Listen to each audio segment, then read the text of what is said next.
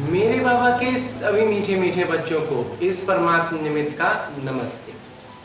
मेरे बाबा रोज की मुरलियों में ढेरों ज्ञान रत्न हमें लुटाते हैं और हमें उन मुरलियों से उन मोतियों को अपने बुद्धि में मंथन द्वारा भरना है और अपने जीवन का उत्थान करना है। बाबा की श्रीमत पर सहजता से, सरलता से, खुशी खुशी दौड़ कर चलना है, बहुत तेज चलना है।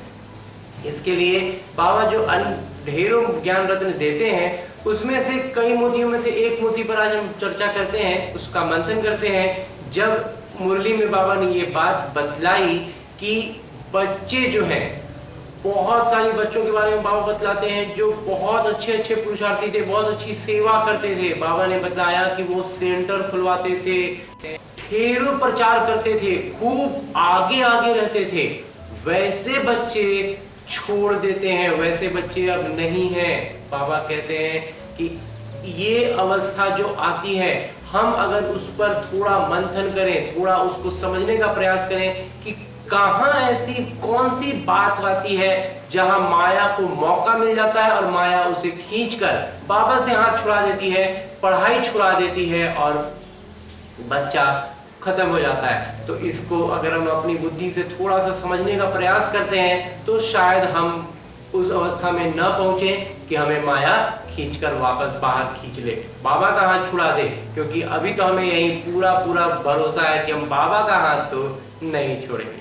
तो अपने बुद्धि को प्रखर करने के लिए, अपने पांव को जमाने के लिए, अचल अडोल बनने के लिए जो एक बात समझ में आती है वो ये है कि पढ़ाई की गंभीरता, पढ़ाई की जो गहराई है उसको अच्छे से अपनी बुद्धि में भरना बहुत जरूरी है।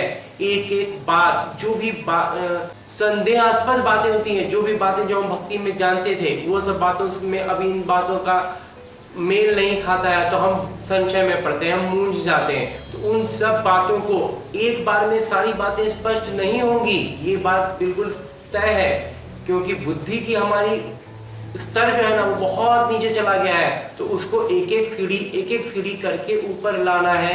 तो एक बार में तो सारे सवालों के जवाब नहीं मिलेंगे, लेकिन जब इस ज्ञान मूल्यों का मंथन करते चलेंगे ना तो एक एक बिंदु स्पष्ट होते जाएंगी। और ये इस निमित्त का ये अनुभव है कि जब कुछ बिंदुएं ऐसी होंगी ना जो अभी स्पष्ट तो हो गई लेकिन उसका कहीं पर जुड़ नहीं पा रहा है, आगे हमारी रोज की जिंदगी से हम उसको जोड़ नहीं पाते हैं। अच्छा, वो एक बात तो समझ में आई लेकिन इसका करें क्या, अभी उसको रखे रहना।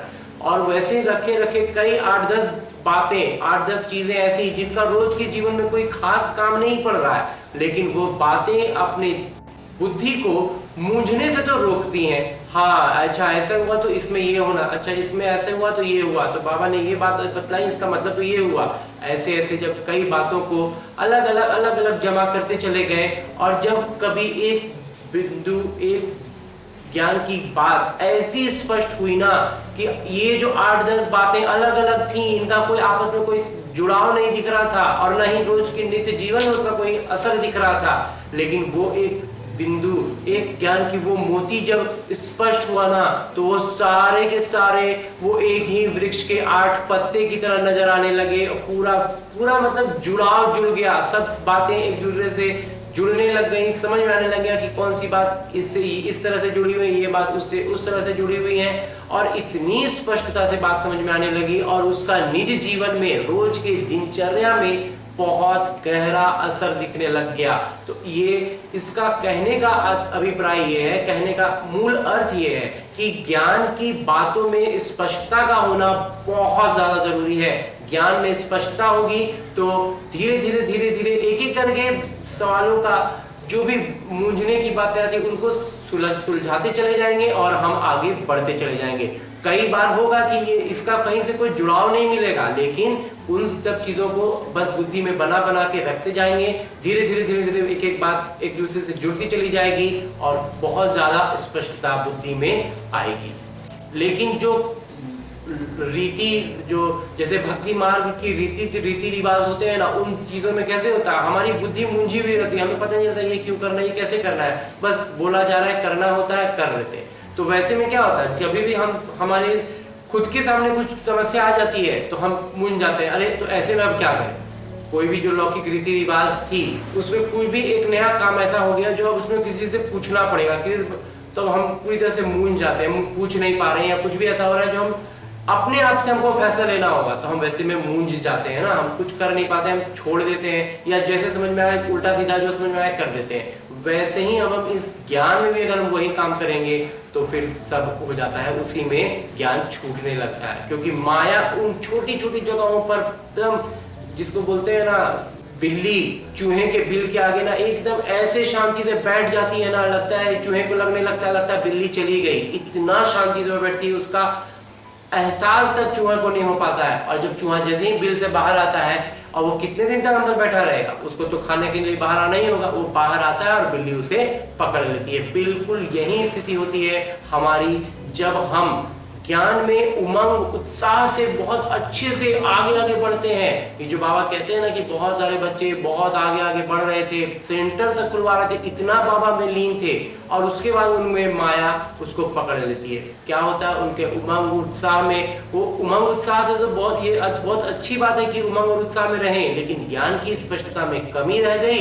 तो जब कहीं मूंझने वाली बात आई ना, माया ने तुरंत मौका देखा और उस बच्चे को, उस आत्मा को पकड़ के बाबा से दूर कर देता है। तो इस बात को हमें, इस बात की गहराई को, इस बात की गंभीरता को हमें समझना है।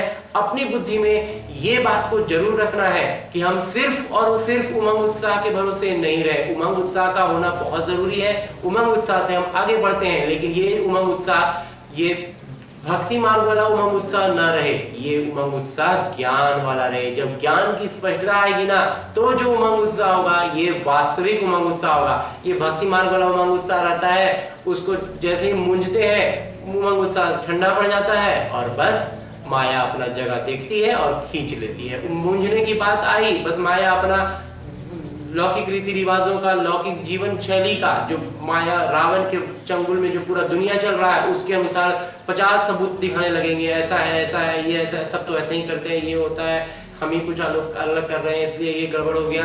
50 तरह की बातें बुद्धि में आएंगी और धीरे धीरे बाबा की मुरलियां छूटेंगी, बाबा के ज्ञान की बातें छूटेंगी, बाबा का हाथ छूट जाएगा।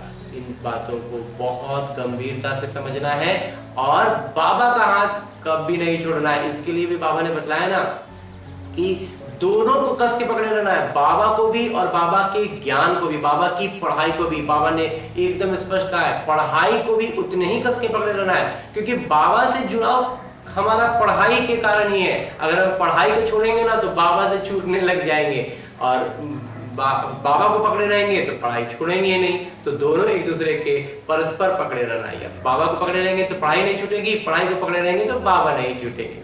और ऐसे ही बाबा की अनेक ज्ञान मोतियों को अपने अपने बुद्धि में ढेरों मंथन करना है, खूब माखन निकालना है और अपनी बुद्धि को उससे भरपूर करना है, ताकि हमारा जीवन का उत्थान हो और इसके हमारा व्यक्तित्व ऐसा हो कि दूसरों पर इसका गहरा प्रभाव पड़े और दूसरे बच्चे भी इस ज्ञान को समझें, इस ज्ञान के, इस बाबा के श्रीमत को सहजता से अपने जीवन में अपना सकें।